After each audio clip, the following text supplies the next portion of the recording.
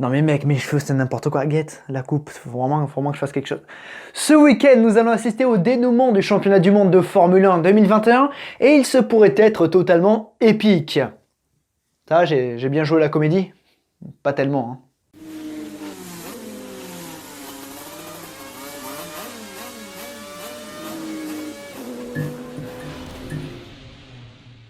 Max Verstappen ou Lewis Hamilton, c'est un scénario rêvé parce que les deux pilotes arrivent à égalité pour la dernière course. C'est la première fois que ça arrive depuis 1974, mais il n'y aura qu'un seul champion. Cependant, léger avantage pour Max Verstappen car si les deux pilotes venaient à abandonner, le néerlandais serait champion au nombre de victoires, à égalité de points, mais au nombre de victoires, ce serait le championnat le plus serré de l'histoire. Transition toute choisie parce qu'au travers des 71 saisons précédentes de Formule 1, nous avons assisté à quelques dénouements hors du commun. Et aujourd'hui, on va se replonger dans le passé avec les 10 finales les plus épiques de l'histoire de la F1.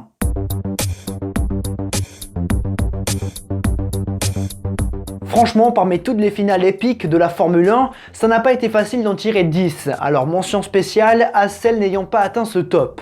2016, peut-être car c'est la dernière que nous avons vécue dans un dernier Grand Prix, la bataille Hamilton-Rosberg remportée par l'Allemand. 1981 entre Reutemann, Piquet et Laffite, même si le sacre du français dépendait de conditions des plus difficiles. Piquet s'imposera face à un Reutemann isolé dans sa propre équipe. 1956 où Collins abandonna ses chances de titre en laissant sa voiture à son équipier Fangio qui, lui, remporta son 4e sacre. 1964 où 3 Britanniques du nom de Hill, Surtees et Clark se disputaient la couronne. À 2 tours près, Clark était champion du monde, mais c'est Surtees qui devint le premier et à ce jour l'unique champion sur 2 et 4 roues. Mais encore 2010 où non pas 2, ni 3, ni 5, mais 4 pilotes pouvaient prétendre au titre. Alonso arrivait en tête devant Webber, Vettel et Hamilton. Si les conditions de sacre pour le Britannique étaient très particulières, Webber et Alonso se retrouveront piégés par Petrov qui, tel un Bernoldi, bloqua les prétendants au titre. Vettel n'avait plus qu'à finir le job pour décrocher son premier sacre, alors qu'il n'avait jamais mené le championnat. Oui, ne pas classer 2010 dans le top 10, c'est un choix risqué et je vous accorde 2 balles pour m'assassiner. Non, non, non 1983 où Piquet triomphera de Prost de manière polémique. Prost qui décidera de quitter Renault au terme de ce Grand Prix d'Afrique du Sud. Et évidemment 74 où Emerson Fittipaldi et Claire Regazzoni arrivaient à égalité à Watkins Glen. Le Suisse craquait tandis que Fittipaldi assurait et devenait le premier champion du monde de McLaren. Beaucoup d'histoires que j'aurais aimé raconter plus en détail, mais bon, pourquoi pas dans un autre format. Bref, voici les 10 finales les plus épiques de la F1. Numéro 10, 1976. Il a beau être épique et très bien servi par le film Rush, ce duel historique entre Lauda et Hunt s'est transformé en une course contre la montre pour le Britannique. Lauda, grièvement blessé au Nürburgring plus tôt dans l'année, arrivait à Fuji, théâtre du premier Grand Prix du Japon de Formule 1, avec 3 points d'avance sur son rival. La pluie venait rajouter de la tension à cette bataille pour le titre. Énormément de chaînes à travers le monde sont venues couvrir l'événement. C'était les débuts de la retransmission de la F1 à la télé qu'on connaît aujourd'hui. N'est-ce pas Bernie ? Le départ est donné et Hunt prend la tête tandis que Lauda rentre au stand à la fin du 2e tour, jugeant les conditions de piste trop dangereuses. L'Autrichien a préféré renoncer. Mais il conserve une chance de titre. Hunt doit terminer au pire 4e pour devenir champion du monde et il contrôle la course depuis la tête. Mais les conditions s'améliorent et James est de moins en moins à l'aise. Détruisant ses gommes et se faisant doubler par De Paillet et Andretti, l'Anglais rentre au stand à 4 tours du but. Après 30 secondes d'arrêt, il repart, mais il est maintenant 5e. Avec l'énergie du désespoir, Hunt fait la remontée de sa vie. Il parvient à doubler Regazzoni puis Jones et termine finalement 3e. Mais les choses sont confuses sur place. James est persuadé d'être passé à côté du titre, alors que chez McLaren on a eu la confirmation et c'est la fête. Et c'est le team principal de McLaren, Teddy Mayer, qui va annoncer à son pilote qu'il est bel et bien le champion du monde. James peut donc se joindre à la fête, c'est son seul et unique titre de Formule 1 et il l'a acquis de manière grandiose. Numéro 9, 1984. Cette saison a beau être la plus serrée de l'histoire, il y a eu des finales plus tendues que ça. C'est dire. Le duel oppose le vieux Niki Lauda au jeune prodige Alain Prost, tous deux pilotes McLaren qui se respectent et s'estiment mutuellement.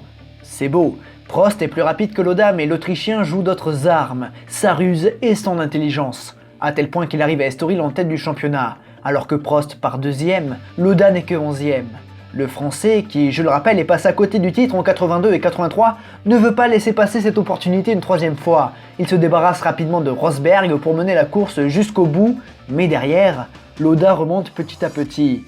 9e au 10e tour, 7e au 20e, 5e au 30e et 3e au 40e. Si Prost gagne, il lui faut la deuxième place, mais cette dernière est trop loin devant.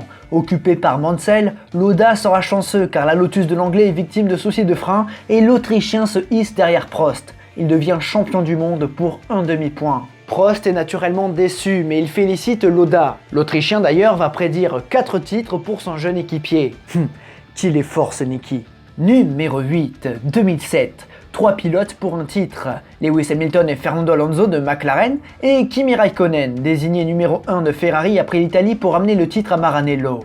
Pourtant le Finlandais est le moins bien placé des trois, vivant un début de saison compliqué qui s'explique par la transition de Michelin chez McLaren en 2006 à Bridgestone chez Ferrari. Iceman a tout de même haussé la barre en remportant de superbes victoires comme en France, en Angleterre ou en Belgique. À Shanghai, Raikkonen comptait 17 points de retard sur Hamilton qui pouvait être titré. Mais le rookie alla la faute à l'entrée des stands. L'erreur, Alonso lui l'a faite à Fuji et Raikkonen, victorieux donc en Chine, arrive au Brésil avec 7 points de retard sur Hamilton. Alonso lui en compte 4. Felipe Massa sera d'une grande utilité aux Finlandais en partant depuis la pole position. Dès le départ, il bloque Hamilton permettant à son équipier de prendre la deuxième place. Alonso s'infiltre également et dès le 4e virage, le Britannique part à la faute en voulant reprendre la 3e place. Relégué à la 7e place, Lewis vivra un cauchemar au 8e tour avec un souci mécanique qui le fait tomber 18e. Il remontera difficilement jusqu'à la 7e place à un tour du leader Raikkonen. En effet, Ferrari a logiquement interverti les positions de leurs pilotes durant les arrêts au stand et Raikkonen tient bon. Alonso est 3e à bonne distance, Kimi s'impose une 6e fois en 2007 et Hamilton finit 7e. Le Finlandais devient champion du monde par 1 point sur les 2 pilotes McLaren. Le 3e larron qui s'impose. C'est beau. Numéro 7, 1986. Les batailles à 3, c'est beau et c'est passionnant. Alors quand ça arrive au bout, on est gâté. La configuration du Grand Prix du Brésil 2007 est semblable à celle du Grand Prix d'Australie 86. Les deux Williams dominent avec Mansell et Piquet. Les deux hommes ne s'entendent pas et leur rivalité fait partie des plus grandes de l'histoire de la F1. Mais en arrivant à Adélaïde, c'est Mansell qui mène. Prost est 2e du championnat à 6 points de Mansell et Piquet est à 1 point de Prost. Les deux Williams monopolisent la première ligne et Piquet prend la tête. Mais Rosberg sera le lièvre de Prost et McLaren en prenant la tête et en forçant les Williams à se fatiguer. Prost lui gère sa course car en effet, Goodyear a mis en garde les équipes quant à la tenue des gommes. Le Français s'arrête au stand au premier tiers de course et Williams constate que les gommes ont l'air de tenir. Alors il décide de ne pas arrêter les pilotes. Rosberg est toujours en tête et Piquet attaque pour remonter. Pas le choix s'il veut être titré, mais au 63e tour, les choses s'emballent. Keke Rosberg est victime d'une crevaison et doit abandonner dans son dernier Grand Prix de Formule 1. Les pilotes Williams sont prévenus, il faut ralentir et préserver la gomme. Mais au tour suivant, Mansell est victime du même souci. L'Anglais crève à très haute vitesse mais parvient magnifiquement à tenir sa voiture. Malgré tout, c'est l'abandon pour Mansell qui laisse filer le titre mondial. Williams appelle donc Piquet au stand pour ne pas prendre de risques. Et c'est Prost et son intelligence de course qui surgissent en tête et remportent le Grand Prix d'Australie ainsi que le championnat du monde. Un titre incroyable acquis avec une voiture moins rapide. Numéro 6, 1994. Entre un Schumacher dominateur, mais dont Benetton et Flavio Briatore en jouent avec les limites, se faisant déclasser du Grand Prix de Belgique et suspendre de 2 courses pour non-respect d'un drapeau noir, et un Damon Hill qui a su tenir la baraque d'une écurie Williams endeuillée par la mort d'Ayrton Senna. Les pilotes arrivent à Adélaïde séparés par seulement 1 point à l'avantage de Schumacher. Mansell est en pole mais ne prendra pas un bon départ, ainsi c'est Schumacher qui prend la tête. Il le prend en chasse. Une course-poursuite commence entre les deux hommes, mais les choses basculent au 36e tour. Sous pression, Schumacher part à la faute et il revient à sa hauteur. L'Allemand le bloque une première fois sur la gauche et l'Anglais plonge donc à droite. Schumacher prend le virage comme si de rien n'était et les roues s'entremêlent. Schumacher est projeté hors de la piste et termine dans le mur. C'est l'abandon. Déçu, l'Allemand pense avoir perdu le titre, mais Damon a endommagé sa suspension dans l'impact. Il rentre au stand et ses mécaniciens Williams ne peuvent rien faire. Il doit abandonner et perd le titre. Schumacher, toujours contre le grillage, attend et ne voit pas son rival passer. Un commissaire l'informe de la situation Et Michael retrouve le sourire. Il est champion du monde. De manière assez controversée, il est vrai. Numéro 5, 1997. Je sens les haters de Schumacher arriver, alors pour détendre un petit peu l'atmosphère, voici un passage de vidéo de chat trop mignon. Fais un truc mignon. Fais un truc mignon. Oh tes os, fais un truc mignon là. Oh. Eh ben nique. Ouais, bref, le duel Schumacher-Villeneuve a été intense tout au long de l'année, quoique un peu distant. Jamais les deux pilotes n'ont partagé un podium. Schumacher vit sa deuxième saison chez Ferrari qui espère reconquérir le titre pilote qui leur échappe depuis 79 et Jody Scheckter. L'Allemand arrive en tête du championnat, un point devant Villeneuve. Les qualifications donnent le ton. Jacques Villeneuve prend la pole position en 1.21.072, puis Schumacher réalise également en 1.21.072. Puis c'est Frentzen qui réalise lui aussi un 1.21.072. Ça annonce la couleur. Villeneuve part donc en tête, mais Schumacher le dépasse dès le départ. Frentzen laisse passer rapidement le Canadien qui se lance à la poursuite de son rival et du titre. Remontant petit à petit sur la Ferrari, Villeneuve se méfie de son rival, mais ne peut rester derrière. Il doit gagner. Williams ne parvient pas à battre Ferrari lors des arrêts au stand, et tout doit se jouer en piste. Au 48e tour, le Québécois est dans l'échappement de la voiture rouge et tente une attaque au bout de la ligne droite. Schumacher, sous pression, réagira d'une façon peu élogieuse, en tournant sur son rival. La manœuvre est mal faite et Schumacher achève sa course dans le bac à gravier. Sur le mur du bord de piste, Schumacher attend, mais cette fois-ci, Villeneuve repasse. Le Canadien doit cependant rallier l'arrivée et sa voiture est endommagée. Assurant jusqu'au bout et ne jouant pas avec les McLaren, Villeneuve termine 3ème de la course et remporte le titre mondial. Schumacher et Ferrari devront encore attendre. D'ailleurs, l'Allemand était déclassé du championnat. Numéro 4, 2012. Ah, 2012, c'est 7 vainqueurs en cette course, c'est Leave Me Alone, I Know What To Do, c'est Formula Escalier, sa fin du monde et son final épique. Fernando Alonso se l'est joué Alain Prost en cette saison en poussant sa Ferrari moins performante à la limite. L'Espagnol a su profiter des erreurs de Red Bull et Vettel pour prétendre au titre mondial lors de la dernière course de la saison au Brésil. Même si le pilote Ferrari comptait 13 points de retard sur l'Allemand, tout était encore possible, surtout avec la Chuva. Pourtant, Vettel partait 4ème devant Alonso 8ème, mais dès le départ, la course de l'Allemand bascule. Déjà, l'Espagnol fait un départ de malade, passant de la 8ème à la 5ème place, et presque pas loin de la 4ème place, tandis que Vettel lui en perd 3. Mais surtout, Sébastien se fait harponner par Senna au virage 4 et part en tête à queue au milieu du paquet.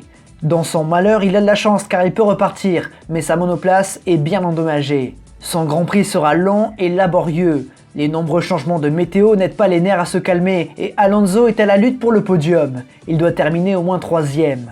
Vettel ne peut même pas compter sur l'aide de son équipier, mais il parvient à remonter petit à petit.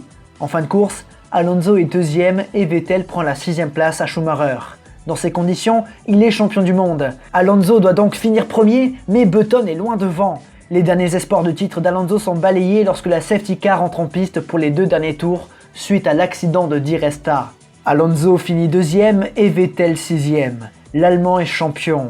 La déception de Fernando fera le tour du monde. Il n'est pas passé loin de l'exploit. Numéro 3, 1989. Tout le monde connaît cette image, l'une des plus mythiques de la Formule 1 avec celle-ci. Mais comment en est-on arrivé là ? Déjà, il faut savoir que l'entente Senna-Prost a basculé au Grand Prix de Saint-Marin et une scission s'est faite chez McLaren. Même équipe, mais 2 garages. Senna avait plus d'ingénieurs et mécaniciens autour de lui par rapport à Prost, mais c'est malgré tout le Français qui arrive à Suzuka en tête. Senna est en pole position mais rate son départ. Prost prend l'avantage et s'ensuit une course-poursuite mémorable. Les deux pilotes oublient leurs adversaires. Il faut attendre le 47e tour pour que Senna tente une attaque. Il le fait à la chicane par l'intérieur, mais Prost tourne sur le Brésilien et les deux hommes terminent dans l'échappatoire. Si personne ne repart, c'est le Français qui est champion. Prost descend de sa voiture, tandis que Senna cherche à repartir. Les commissaires le poussent, et Senna repart avec un aileron cassé. Il retourne au stand et ressort le couteau entre les dents parce que oui, Nannini vient de prendre la tête, mais Senna le prend en chasse. Il le double rapidement et s'impose. Mais pendant ce temps, Prost est allé voir la direction de course pour se plaindre d'une manœuvre illégale de la part de son rival. La cérémonie du podium est retardée car les deux pilotes sont entendus. Finalement, Senna est disqualifié pour avoir reçu une aide extérieure pour repartir. Prost est champion du monde 89. Peut-être que ses relations avec Balestre ont joué dans la balance. Numéro 2, 1990. Et oui, les deux vont de pair. Dire que ces dénouements ne se sont même pas tenus lors des dernières manches. L'Australie, le grand oublié des saisons 89 et 90. Bref, Senna a très mal vécu ce qu'il s'est passé en 89 et il compte bien gagner le titre face à Prost, désormais avec Ferrari. Cette année, les conditions sont inversées au Japon. Si les pilotes ne terminent pas la course, c'est Senna qui est titré. Et ça démarre plutôt bien pour le Brésilien car il décroche la pole position. Mais celle-ci fait polémique, elle est placée à droite, sur la partie sale de la piste. Bon, les années précédentes c'était aussi le cas, mais est-ce qu'initialement elle était prévue à gauche et depuis que Senna a pris la pole position, elle a été transférée à droite? Possible. Je ne sais pas, mais certainement. Senna protestera contre la direction de course, mais rien n'y fait. Ayrton est certain que Balestre favorise Prost. C'est d'ailleurs le Français qui prend un meilleur envol et Senna se place juste derrière, mais au premier virage, le Brésilien ne ralentit pas et fonce sur Prost. Les deux hommes sont dans le mur. C'est la fin de la bataille pour le titre, Senna n'est pas fier et Prost est meurtri. Il faut peut-être s'attendre à ça ce week-end. Numéro 1, 2008. J'ai hésité entre la première et la troisième place pour lui, mais le fait que le titre change de main dans le dernier virage, du dernier tour, du dernier Grand Prix de la saison, m'a convaincu. Comme en 2007, la finale se joue au Brésil, entre Felipe Massa sur Ferrari et Lewis Hamilton sur McLaren. Le Britannique compte 7 points d'avance. Massa doit gagner et espérer qu'Hamilton ne fasse pas mieux que 6ème, ce qui placerait les deux hommes à égalité, mais au nombre de victoires, Massa serait champion. Le police est intraitable à Interlagos, il prend la pole position et il va faire le travail parfait en menant quasiment chaque tour d'un Grand Prix marqué par des changements de conditions. Hamilton, qui partait 4ème, est plus en difficulté mais reste longtemps dans le top 5. En revanche, c'est dans les derniers tours que les choses s'emballent. La pluie s'intensifie et Hamilton rentre chaussé des pneus intermédiaires. Il ressort 5ème, ce qui signifie le titre. Mais Vettel, derrière sur Toro Rosso, est plus rapide et dépasse Hamilton. Massa est champion. Le Brésilien remporte sa 11e victoire et devient champion du monde chez lui au Brésil. C'est la fête à Interlagos, mais au même moment, Timo Glock, resté en pneus slick, est en difficulté. Dans le dernier virage, Vettel s'infiltre et Hamilton se jette pour prendre la 5ème place. Ascenseur émotionnel terrible. On saute de joie chez McLaren et chez Ferrari, on apprend la nouvelle. Sacré pendant 30 secondes, Massa perd le titre.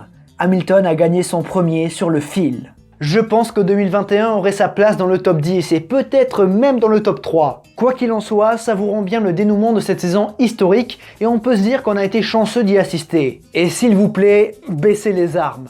Mesdames et messieurs, nous arrivons au bout de cette vidéo, j'espère qu'elle vous aura plu. Si c'est le cas, pensez à liker, à commenter, à partager, à vous abonner si ce n'est pas déjà fait et à y être, autant activer la petite cloche pour être notifié de toutes les autres vidéos qui vont sortir dans le futur. Voilà, ça prend 2 secondes et même pas 2 secondes, ça prend vraiment rien du tout et ça fait toujours très plaisir. Donc merci à vous tous. Si ça vous a pas plu, vous pouvez toujours mettre un pouce comme ça, mais ne vous sentez pas obligé. Restez respectueux en commentaire. Et que va-t-il se passer dans les prochains jours? Eh bien bon, déjà il y aura le débrief du dernier Grand Prix, je sais pas comment ça va se passer, bon, bref, j'ai pas trop envie de le faire, mais je vais le faire comme ça on termine ça comme il faut. Ce sera le dernier DSM, ouais c'est ça, ce sera le dernier DSM de la chaîne je pense, sauf conditions exceptionnelles, mais ce sera le dernier débrief Sportmeca, parce que l'année prochaine ça se fera sur Twitch, transition toute choisie, parce que sur le côté gauche de l'écran, les logos des réseaux sociaux, Instagram, Facebook, Discord et Twitch. Voilà, tous les liens sont en description avec le lien de la chaîne secondaire, la piste qui vous attend, il y a des bonus, des extras, le circuit, et je pense que cette vidéo est déjà assez longue, du coup on va vite clôturer.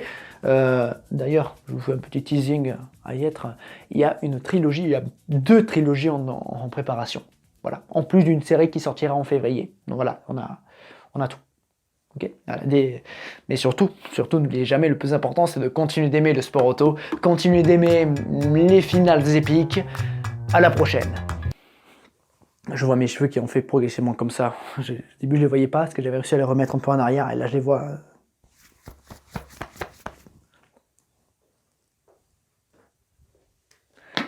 Et ben, je vais mettre un bonnet pour les prochaines vidéos.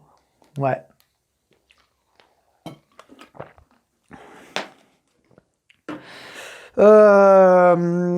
Bref, sur ce, je vous fais des bisous. Voilà. J'ai peur pour ce week-end. Pas de ce qui va se passer en piste, moi ça va, moi je suis plutôt optimiste. Et je suis plutôt heureux, globalement, de ce qui se passe et de ce qui se passerait. Mais j'ai peur des gens, en fait, qui vont mal le prendre. J'ai pas envie que les fans de F1 deviennent des fans de foot, quoi. Allez, des bisous.